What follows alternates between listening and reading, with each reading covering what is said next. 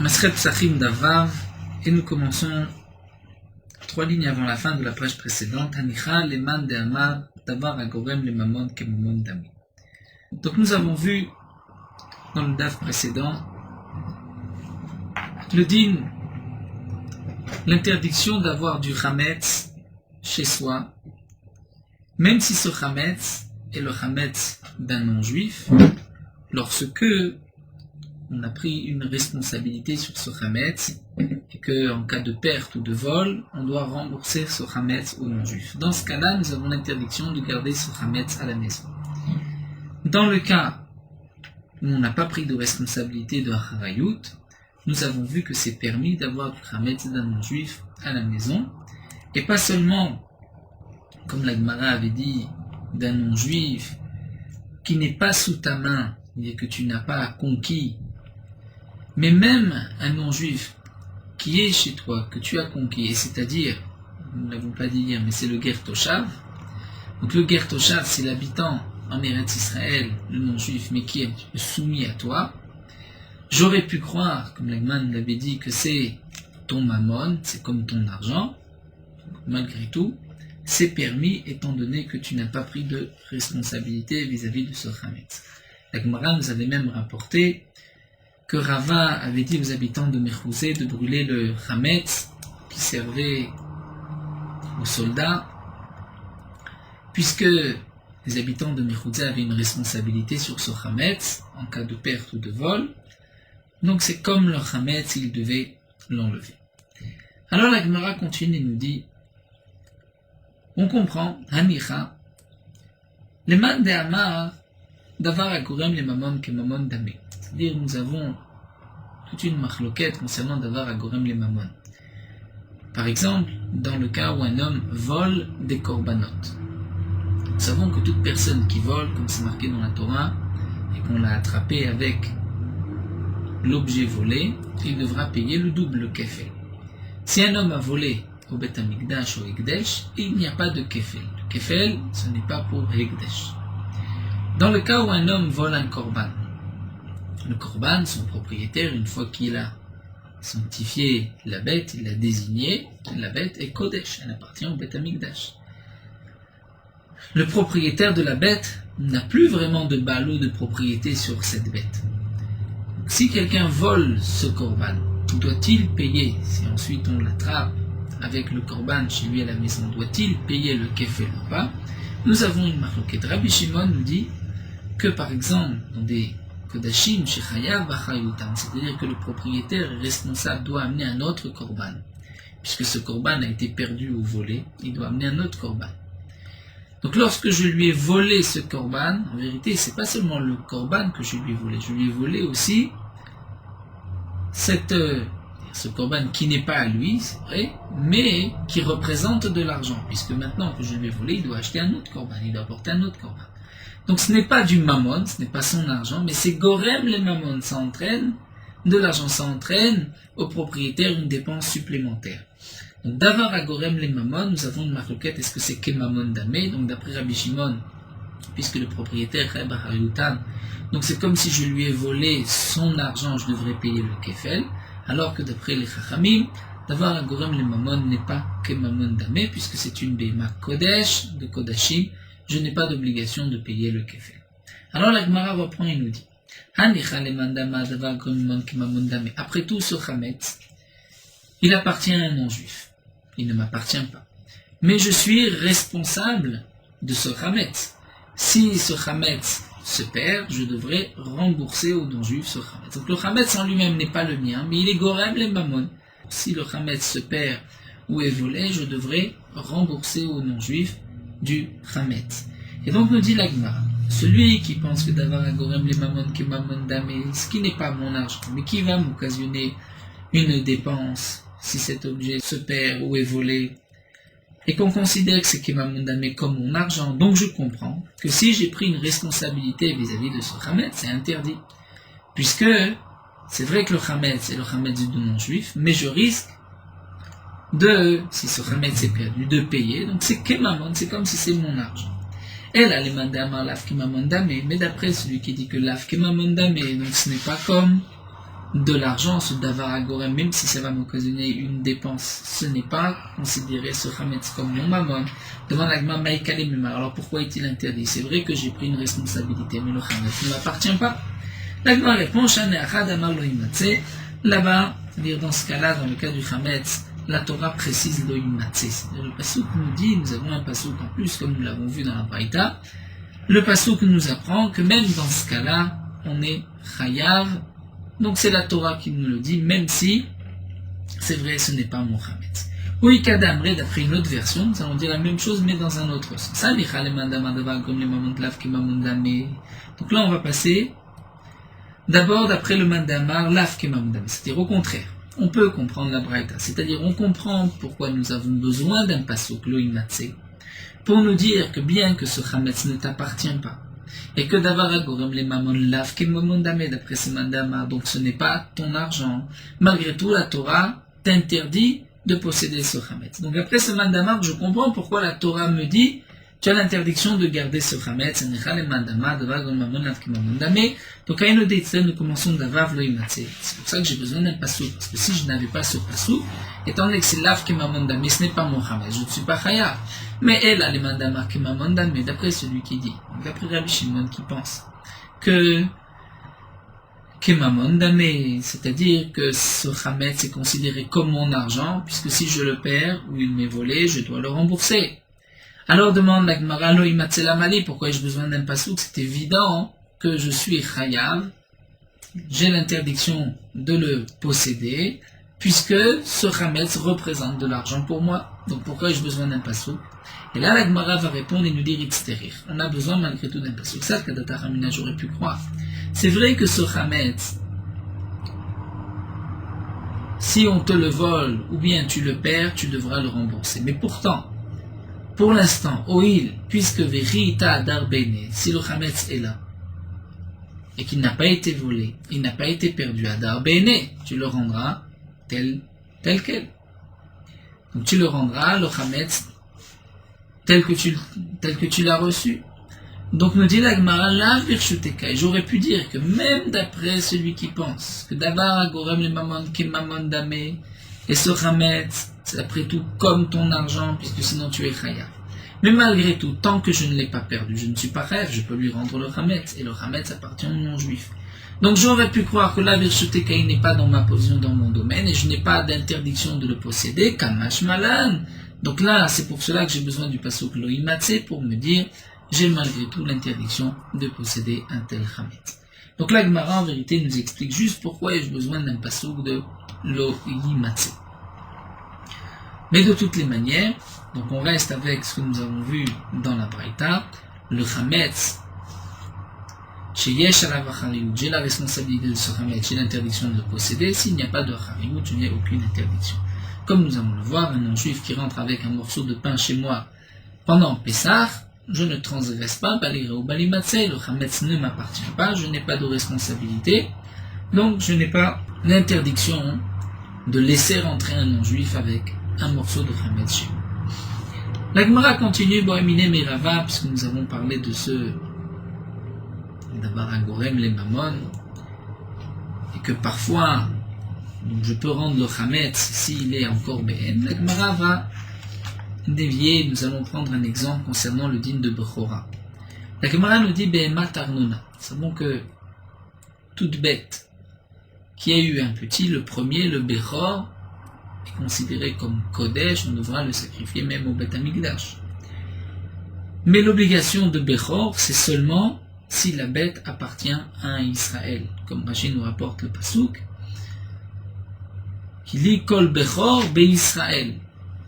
Israël, c'est-à-dire si la bête appartient à un Israël. Si la bête appartient à un non-juif, même si le Israël a une association avec un non-juif, donc il n'y a pas d'interdiction, il n'y a pas non plus de Kedusha, de sainteté du premier du Bechor. Donc la Gemara pose le problème suivant. Bohémine Mirava, on a posé la question à Rava. Behemat Arnona. Arnona, c'est l'impôt que prend le roi 1/10 des bêtes, ou bien de la récolte. Donc j'ai un troupeau, et le roi a dans ce troupeau une bête sur 10. Je ne lui ai pas encore donné ces bêtes, mais je sais que viendra un jour où je devrais payer cet impôt, une bête sur 10. Ce troupeau a eu des petits. Y a-t-il une obligation de Bechora ou pas? La Gemara nous dit Chayevet biprora ou en Chayevet biprora. Y a-t-il un Chiyuv Bechor ou pas? Est-ce qu'on va dire que sur chaque bête, on peut dire peut-être chaque bête c'était la bête qui était réservée au roi, et donc c'est la bête du roi, il n'y a pas de Bechor, ou peut-être j'ai moi-même l'obligation de donner, c'est-à-dire de le sanctifier, de le considérer Bechor. La Gemara nous explique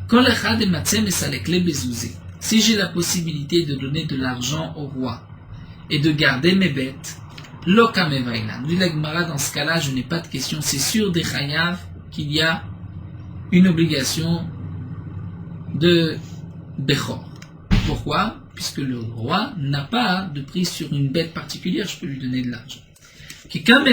La question qui est posée, c'est je ne peux pas donner d'argent au roi. Donc le roi va prendre une bête.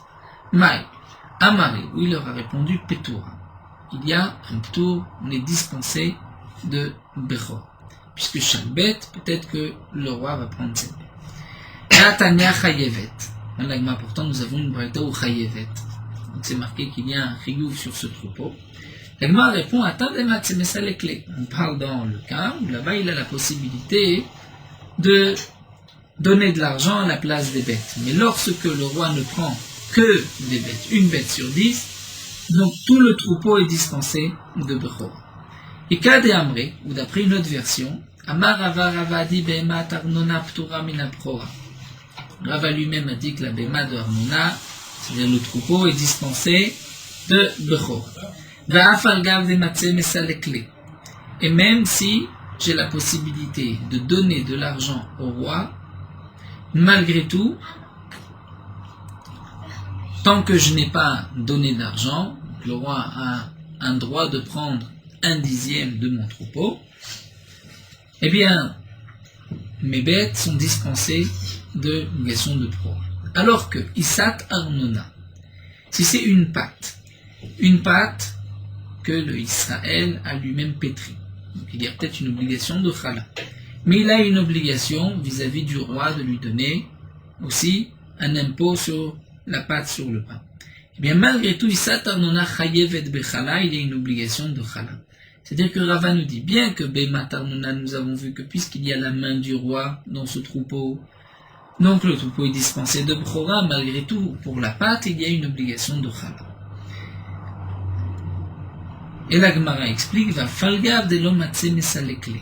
Et même si je n'ai pas la possibilité de donner autre chose au roi que la pâte, je suis obligé de lui donner de la pâte, malgré tout, je suis chayav bechala comme si le roi n'avait pas de prise sur ce pain, sur cette pâte. Maïtama, pour quelle raison? La Gemara explique, bema et lekala, isal et lekala. C'est-à-dire qu'en vérité, comme le précise Rashi, il n'y a pas d'obligation de prélèvement de chala, étant donné que le roi a une part sur cette pâte. Et comme c'est marqué dans le pasuk, arisotrem ktiv, vos pâtes, non pas la pâte d'un non-juif.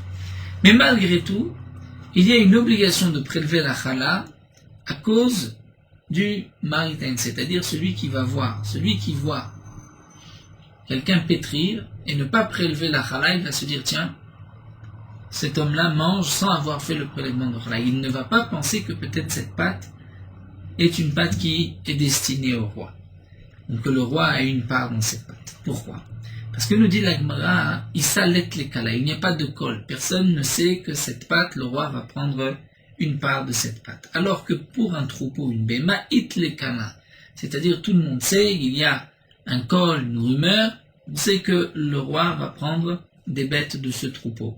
Et donc, on maintient le digne de la Torah, donc toutes les bêtes sont dispensées de la Torah, puisque le roi, le non-juif, a une prise sur son troupeau. Et là, on ne risque pas de se tromper, puisque tout le monde est au courant que le roi prendra des bêtes de ce troupeau. Nous revenons au dinim de Chametz. Tanu Rabbanan, nous avons une braïta, Nochi shenichnas lechatzero shel Israël, un non-juif qui rentre dans la cour d'un Israël, ou betseko beyado, il a sa pâte, donc du Chametz dans sa main. En zakouk lever, il n'y a pas d'obligation de Biur Hametz, puisque le pain appartient aux non-juifs. Et comme nous avons vu, puisque le Israël n'a pas pris de responsabilité, donc il n'est pas chayav, le non-juif peut rentrer avec sa baguette et ressortir. Ifkido etzlo, zakuk levaer. Mais dans le cas où le non-juif a laissé en dépôt le pain chez le Israël, chez le juif, et Rashi nous explique, et le Israël a pris la responsabilité de ce pain, zakuk levaer, là il y a une obligation du bio. Donc il faudra brûler le pain et ensuite rembourser aux non-juifs. Yiched lo bait, et la Rashi nous explique dans le cas où il n'a pas pris de responsabilité, mais il a désigné un endroit dans sa maison, il a dit aux non-juifs, voici ma maison, si tu veux, tu peux mettre ton pain dans un des coins de la maison. En zakuk lever, il n'a pas d'obligation de faire biur hametz, étant donné qu'il a désigné un endroit, il a laissé un endroit aux non-juifs. Chez Nehemar, comme c'est marqué dans le pasuk, lo imatse, et tu ne trouveras pas de hametz chez toi. La Gemara, bien sûr, va se poser la question, mais en quoi le pasuk est une preuve au dernier din? Nous venons de dire que si tu as mis le chametz, tu as été miyachet, tu as désigné un endroit, tu n'as pas l'obligation de biur, puisque le chametz n'est pas le tien, que tu n'as pas pris de responsabilité, et on apporte comme preuve loïmatse. En quoi loïmatse est une preuve? Maïkama. La Gemara répond à Rav Papa. Rav Papa dit à Rechakai. En vérité, le loïmatse se rapporte sur la Recha, sur le premier dit. Barikama. Ifkido etzlo zakuk lever. Nous avons vu que dans le cas où le non-juif a laissé en dépôt le chametz chez lui, et que, comme Rachid l'a expliqué, il a pris sur lui un engagement acharayut, c'est-à-dire une garantie, une responsabilité en cas de perte ou de vol. Donc dans ce cas-là, zakuk lever, il faudra brûler le chametz chez Neymar, comme nous l'avons vu, lo imatse, Pasuk a dit lo imatse, comme la Gemara l'avait expliqué plus haut, puisque ce n'est pas marqué lecha, lo imatse lecha. Donc lo imatse, c'est-à-dire tout chametz dont tu as la responsabilité, tu devras l'enlever, tu ne pourras pas le posséder. Ravashi Amar, Ravashi lui donne une autre réponse. Papa Amar leolam asefa, en vérité lo imatse se rapporte sur la sefa, sur le dernier din, lorsque yiched lo bait va'achika amar. Yiched lo bait en zakuk levaer. Lorsque le Israël a désigné un endroit où le non-juif pourra poser son chametz, en zakuk levaer, à ce moment-là, le Israël n'a pas l'obligation d'anéantir, d'être mevaer sur chametz. Chez Neymar. Et donc là vient le pasuk. Il nous dit, lo imatse bebatechem, vous ne trouverez pas de chametz dans vos maisons. Ve'a lav dideu. Et là, dans ce cas-là, ce n'est pas, on peut dire, sa maison. Pourquoi? Denorik kamayel, le bete de nafshe kamayel. Étant donné que je lui ai désigné un endroit dans ma maison, donc cet endroit, c'est comme si je l'ai loué au non-juif, et donc le non-juif rentre le chametz chez lui, non pas chez moi. Et donc l'interdiction de la Torah, c'est lo imatse bebatechem, dans vos maisons. Là, ce n'est pas dans ma maison. Donc la Gemara nous dit, les memra, ça voudrait dire des srirut kanya. Que par la srirut, par la location de l'endroit, donc le non-juif devient propriétaire de l'endroit et il a le droit de mettre du chametz, ça ne s'appelle pas chez moi, lo imatse bebatechem. Il n'est pas chez moi, il est dans la maison du non-juif. Et pourtant, demande la Gemara Vatnan, nous avons vu dans Masret Avodah Zara qu'il y a, comme Rachid le rapporte, une interdiction de louer une maison à un non-juif en Eretz Israël. En Syrie, on a le droit de louer, de même en Chutz Laaretz. Mais dans tous les cas, même si on a le droit de lui louer sa maison, la maison du Israël, nous n'avons pas le droit de lui louer une maison pour que le non-juif y habite. Pourquoi? Parce qu'il risque de mettre une Avodah Zara, une idole, dans cette maison qui est la maison du Israël, la maison du juif. Mais on pourra laisser le non-juif entreposer, mettre ses bêtes ou du bois ou autre chose. Donc nous dit la Gemara, on voit que concernant le din de Avodah Zara, même là où on a permis de louer sa maison à un non-juif, c'est-à-dire en Chutz Laaretz, ce n'est pas pour que le non-juif y habite. Son non-juif va faire rentrer une Avodah Zara, une idole, dans la maison. Alors, demande la Gemara, mais si comme nous venons de le voir, lorsqu'on a loué sa maison à un non-juif, la maison appartient au non-juif, ce n'est plus la maison du Israël. D'ailleurs, ça ne s'appelle plus le imatse bebatechem, c'est devenu la maison du non-juif. Alors, quel est le problème de louer une maison à un non-juif? Même si le non-juif va rentrer une Avodah Zara, il ne rentre pas sa Avodah Zara chez moi, il la rentre chez lui. Alors, pourquoi j'ai une interdiction lorsqu'il rentre, il la rentre dans sa maison. La Gemara répond Shaneacha. C'est-à-dire la Gemara explique. En vérité, on maintient que Srirut eno kone, c'est-à-dire je reste propriétaire de la maison. C'est pour cela que j'ai l'interdiction de louer ma maison à un non-juif, puisqu'il risque de rentrer une avodah zara dans ma maison. Malgré tout, concernant le din de Pessah de Chametz, étant donné que la Torah dit lo yimatse, c'est-à-dire tu ne trouveras pas, et lo yimatse, c'est-à-dire ce qui se trouve aussi sous ta main. Et là, la Torah nous rajoute même un cas, mishimatsui beyatra, et atzaze sheno matsui beyatra. C'est-à-dire dans quel cas tu as une interdiction de trouver, de posséder du Chametz chez toi, c'est lorsqu'il est chez toi sous ta main, c'est-à-dire dans un endroit où c'est toi qui as la possibilité d'utiliser cet endroit. Mais on va exclure Zesheno Matsui Biatra, étant donné que tu l'as laissé, tu l'as désigné, tu l'as donné au non-juif. Ça, c'est un endroit que tu n'utilises pas, puisque c'est un endroit que tu n'utilises pas. Hein. Donc même s'il t'appartient, la Torah n'a pas interdit de laisser du Chametz. La conclusion de la Gemara, c'est que Srirut Lokania, c'est-à-dire la maison reste la mienne, malgré tout, puisque je ne vais pas utiliser cet endroit concernant les dinim de Chametz. La Torah a exclu cet endroit de ma responsabilité, et je n'ai pas d'interdiction de garder le Chametz d'un non-juif à cet endroit-là, puisque après tout, je n'ai pas pris non plus de responsabilité, de garantie vis-à-vis de ce Chametz. La Gemara continue, toujours dans les dinim du Chametz, dans tout le premier Pélec concerne les dinim de Bdikat Chametz et du Chametz avant Pessah, aussi pendant Pessah. Quel est le din de celui qui trouve du Chametz pendant Pessah? Amar Rabbi Yehuda Amarav, Hamotse Chametz vebeto beyom tov. Si quelqu'un trouve du Chametz chez lui, dans sa maison, un jour de Yom Tov. Un jour de Yom Tov, le Chametz est mouktsé. Puisqu'il ne peut pas être consommé, nous n'avons pas le droit d'en tirer profit. Donc le Chametz est mouktsé. Nous dit Rashi, malgré tout, je ne transgresse pas Baligra ou Balimatse, puisqu'on parle dans le cas où j'ai déjà fait le bitoul, comme nous verrons par la suite, que même celui qui fait Bdikat Chametz fait juste après le bitoul. Il annule le Chametz. Donc il n'y a pas d'interdiction de Baligra ou Balimatse, malgré tout, Kofé alav et takli, il prendra un récipient, ustensile, et il le renversera sur ce morceau de Chametz pour ne pas qu'il vienne à manger ce Chametz pendant Yom Tov. Amar Rava et Rava nous dit, Im et notzarich. Si c'est du Chametz appartenant au Beit Hamikdash, des Menachot par exemple, ou bien quelqu'un a offert un morceau de pain au Beit Hamikdash, donc c'est vrai qu'on ne pourra pas prendre ce pain et l'offrir sur le Mizbeach, mais on pourra ensuite le vendre et avec cet argent acheter des korbanot. Donc si le Chametz appartient au Ekdesh et notre Tzarich, on n'a pas besoin de renverser un récipient dessus. Maïtama, Mivdel Bedilemin. Et de toutes les manières, tout ce qui est au Ekdesh, on fait attention, on ne touche pas. Donc on ne viendra pas à manger le Chametz du Ekdesh.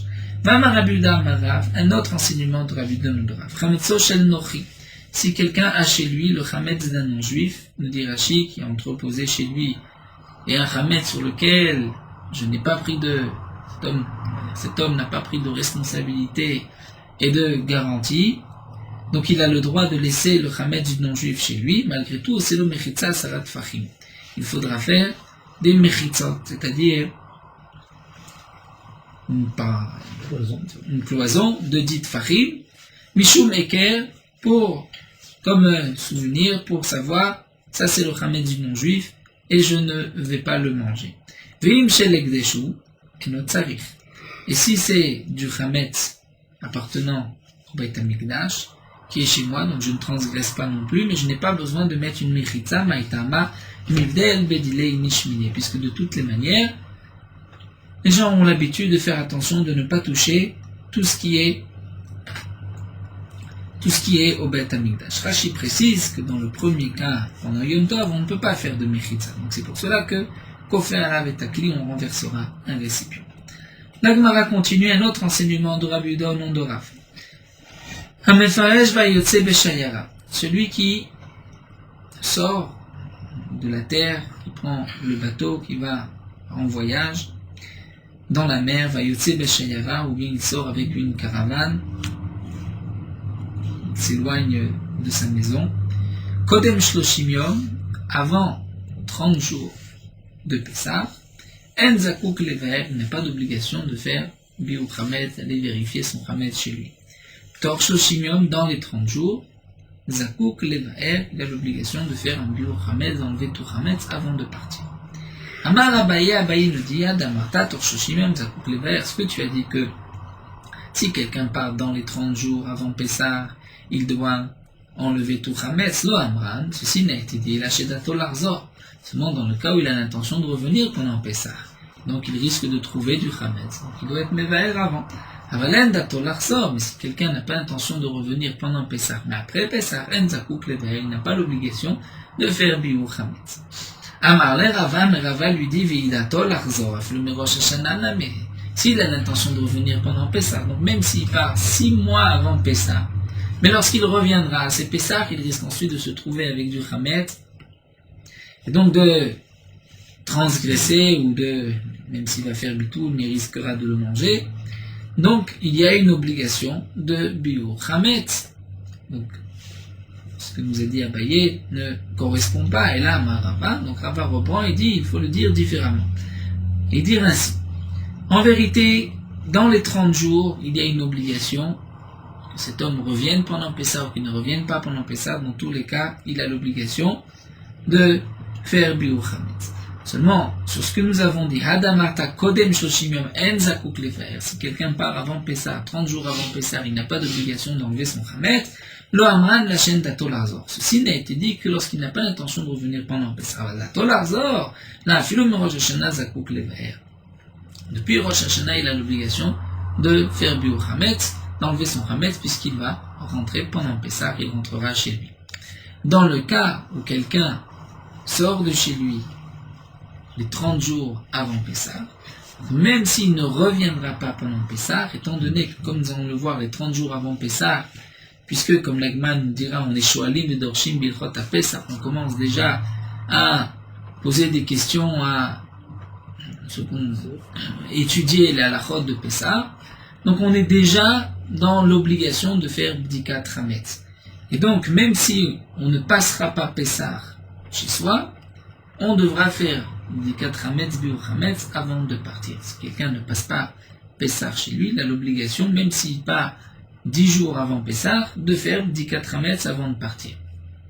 À moins que il va vendre toute sa maison, tout son Hametz, mais avant même le 13 au soir, c'est-à-dire avant l'obligation du Biur Hametz.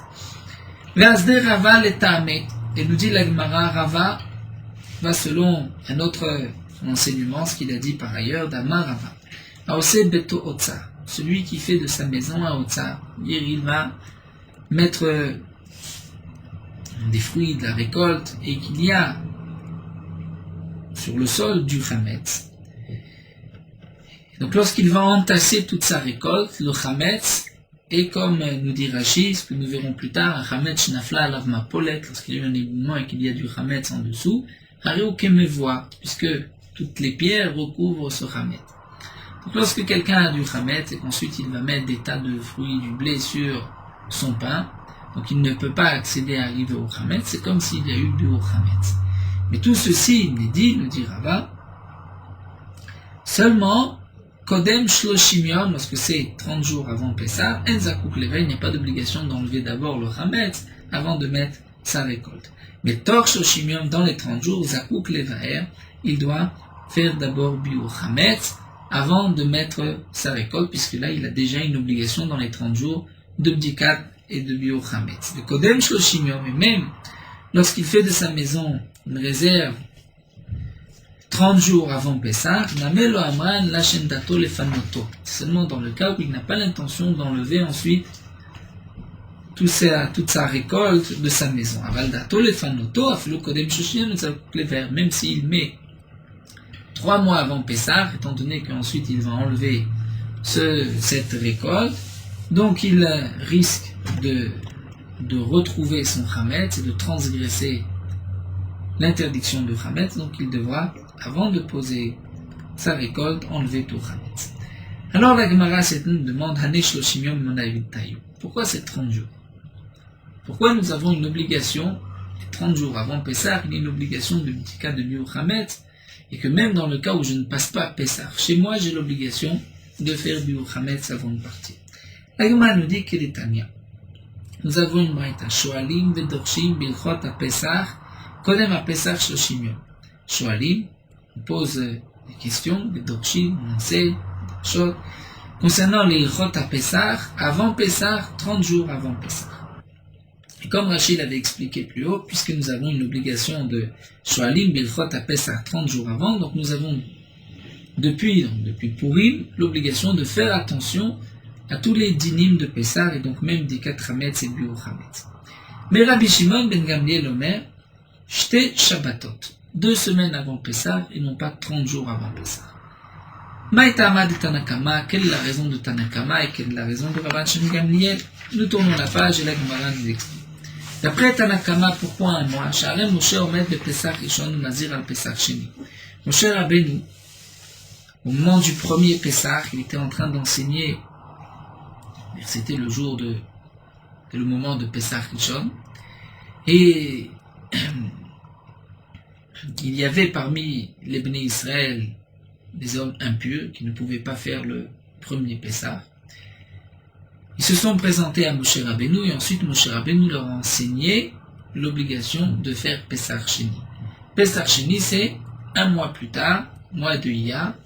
Donc on voit déjà que Moshe Rabbeinu, Omed be Pessah Rishon, il est au moment du Pessah Rishon, ou Mazir à la Pessah Sheni, et il va déjà enseigner le Pessah Sheni, qui va être le 14 Iyar, c'est-à-dire un mois plus tard.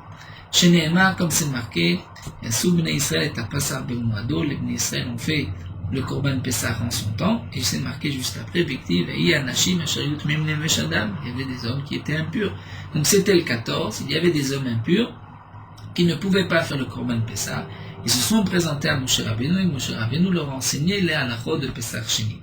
Tosfot pose la question, mais de toutes les manières, étant donné qu'ils ont demandé, ils ont dit, mais on ne peut pas faire Pessah. Il fallait bien leur dire qu'ils allaient faire Pessah Sheni. Nous dit Tosfot, Moshe Rabbeinu aurait très bien pu dire, non, aujourd'hui vous ne faites pas Pessah. Et ensuite enseigner la halachot de Pessah Sheni. Ça c'est donc pour Tanakama, donc nous voyons qu'il y a une obligation un mois avant Pessah. Rabbi Shimon ben Gamliel Amar Lecha.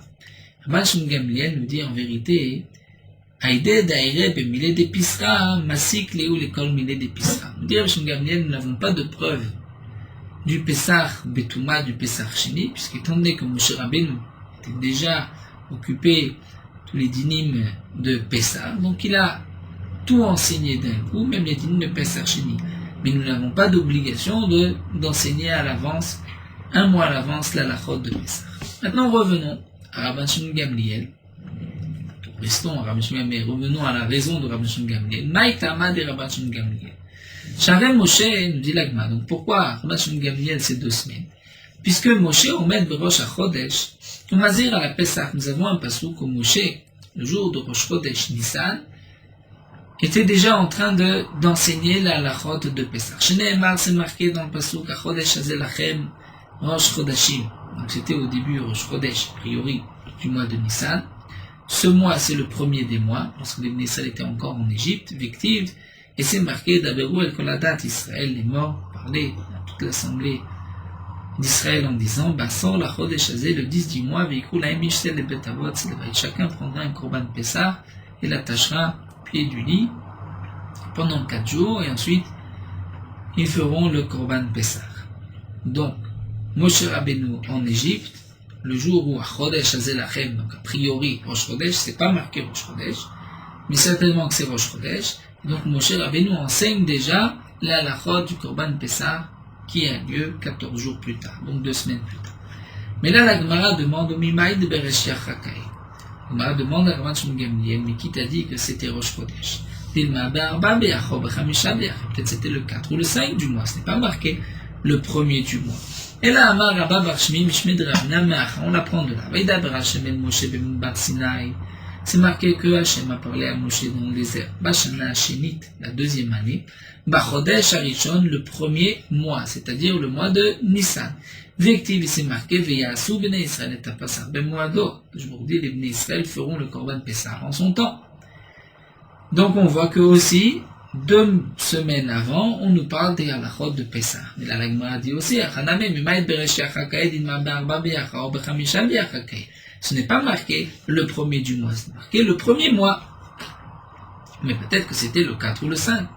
Amar Nachman bar Yitzhak nous dit, nous allons apprendre par Shava que c'était le premier du mois. Atim midbar, mim midbar. On apprend midbar de midbar. Ktivacha ba midbar Sinai. Ici c'est marqué dans des ailes midbar Sinai.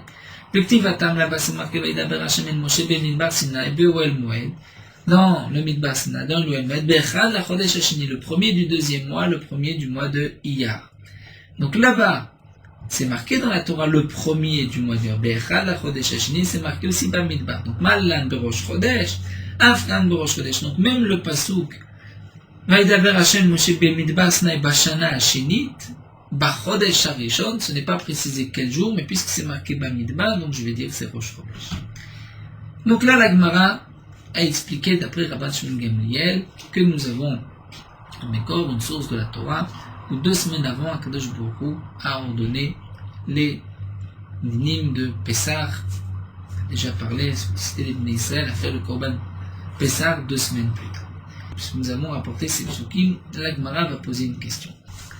Le premier pasuk, Vaidaber Hashem el Moshe b'midbar Sinai, donc le premier, nous avons expliqué le premier du mois de Nissan, c'est un pasuk dans Bamidbar Tet, dans Parashat Be'alotra.